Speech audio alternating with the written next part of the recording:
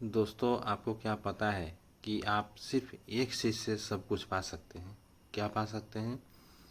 मान सम्मान पा सकते हैं, बेशुमार धन दौलत पा सकते हैं, आपका शत्रु आपसे दबा हो, आप जो कहें वो आपके आसपास के लोग माने।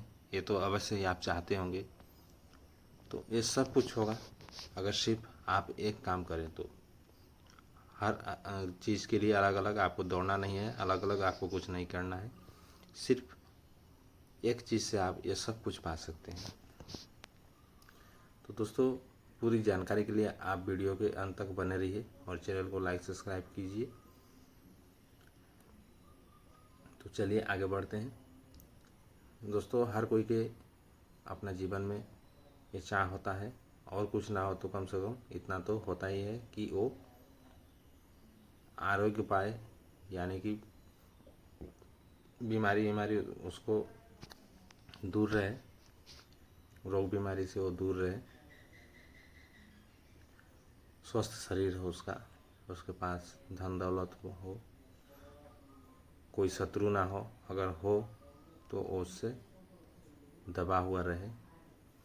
ये सब की चाहत होती है, लेकिन ये सब पाना मुश्किल होता है एक साथ में सब कुछ। तो इसके लिए आज हम आपके लिए एक रामबाण उपाय लेकर आए हैं कि आप ऐसा क्या करें और जो मुश्किल भी ना हो करने में, लेकिन आपकी हर मनोकामना पूर्ण हो। और इसके साथ साथ आप में ये ताकत भी आए कि आप अगर किसी को एक बात बोल दें तो वो आपकी बात मानने के लिए खुद ब खुद विवश हो जाए और आपका बात माने, और कोई दुष्कृत्य भी ना हो, इसका आपको कोई पाप भी ना लगे। साथ में आपका जो पुण्य है वो भी बढ़े, आपका भाग्य खुले, भाग्य से सौभाग्य में बदले, और आपका जो रास्ता है वो भी अगले जन्म के लिए धीरे धीरे साफ होता रहे। ये सब कुछ होगा सिर्फ एक चीज़ से, लेकिन आपको इसको जो है धैर्य के साथ करना पड़ेगा, पूरे विश्वास के साथ में करना पड़ेगा। तो आपको क्या करना होगा? आप आजीवन, आपके जीवन में जब भी समय हो, हर कोई का अलग अलग दिनचर्या होता है, तो अगर आपको सुबह समय मिले तो सुबह, या शाम को समय मिले तो शाम को, या रात को समय मिले तो रात को, जब भी समय हो, लेकिन नियम बना ले कि आपको पंचाक्षरी का 1.25 घंटा जप करना है बैठकर। अगर आप 2 घंटा 2.5 घंटा तक कर सके तो और भी अच्छा है, नहीं तो कम से कम आधा घंटा, इतना तो आपको करना है, इससे कम तो नहीं होगा। कम से कम आधा घंटा आपको जाप करना है। आपके पास माला ना हो, कुछ ना हो, कोई भी ना, कुछ भी ना हो, कोई दिक्कत नहीं है। बस आपको बैठ जाना है, बैठकर यहाँ पर शिवलिंग का ध्यान करना है और चुपचाप जाप करते रहना है। और अगर आपके पास सुविधा हो तो पूजा घर है तो छोटा सा शिवलिंग अपने घर में रख लें। अगर आसपास आपके मंदिर हो, शिवालय हो, तो बहुत अच्छा, आप वहाँ पर जाकर बैठ के कीजिए, क्योंकि शिवालय में की हुई साधना बहुत जल्दी सफल होता है। शमशान में जैसे कि तामसिक विद्याओं को सिद्ध किया जाता है शमशान,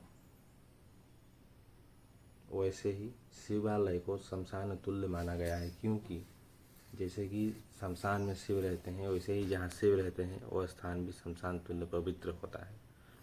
तो शमशान में जैसे साधनाएं बहुत जल्द जागृत होती है, वैसे ही शिवालय में भी बहुत जल्द जागृत हो जाता है।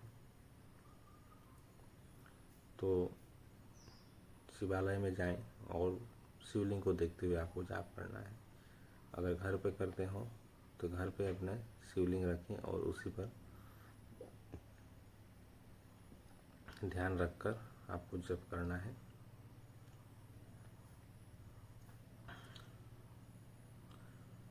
और दूसरी बात यह है कि आपको पूजन करना है शिवलिंग को पंचो प्रकार से कर लीजिए। कुछ ना हो तो अभिषेक करके शिव जी को एक बेलपत्र चढ़ाकर या 2 पुष्प चढ़ाकर आप उन पर पंच भोग लगा दीजिए। और संकल्प के साथ में करना है। जब आप ये शुरू करें तो आप एक संकल्प अवश्य ले लें कि मैं नित्य जथा संभव, जथा शक्ति और जथा उपचार जितना हो सके मैं आपका मंत्र का जप करूँगा, ऐसे संकल्प लेना है आपकी कृपा प्राप्ति हेतु। और अपना नाम, गोत्र, स्थान सब कुछ बोल लेना है। और जाप के पश्चात आपको आपका जो जप है वो शिवलिंग के ऊपर हाथ में जल लेकर छोड़ देना है कि मैं अपना ये जाप आपको अर्पित करता हूँ, ये बोलते हुए एकदम सिंपल तरीके से। और अगर आप पूजा पाठ कुछ भी नहीं कर सकते, आपके पास कुछ है भी नहीं, सुविधा नहीं है, तो आप चुपचाप अपने एक साफ़ सुथरा स्थान बना लीजिए जहाँ कोई आता जाता ना हो, और वहीं पर बैठकर भोलेनाथ का मन ही मन ध्यान करके जाप कीजिए। इतना याद रखना कि मानसिक जाप से बड़ा कोई जाप नहीं होता है, मानसिक पूजन से बड़ा कोई पूजन नहीं होता है। तो मानसिक पूजन करके आप भोलेनाथ को और जाप कीजिए। देखिए दोस्तों, फिर आपकी ज़िंदगी में क्या बदलाव आता है। 100% गारंटी देकर कहता हूँ कि आपको वो अनुभूति होगी जो आप कल्पनाओं में भी नहीं सोचा होगा, और वो बदलाव होंगे आपके जीवन में। दोस्तों, आप सभी चैनल को लाइक सब्सक्राइब कीजिए, सपोर्ट कीजिए। मिलते हैं अगले वीडियो में। जय श्री महाकाल, हर हर महादेव।